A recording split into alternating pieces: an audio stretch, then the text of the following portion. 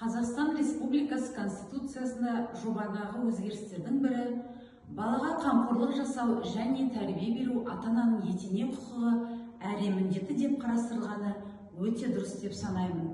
Қазақстан Республикасы азаматтарының мемлекеттік оқу орындарында ақы төлемей бастауыш және орта білім алуына кепілдік беріледі. Бастауыш және орта білім міндетті.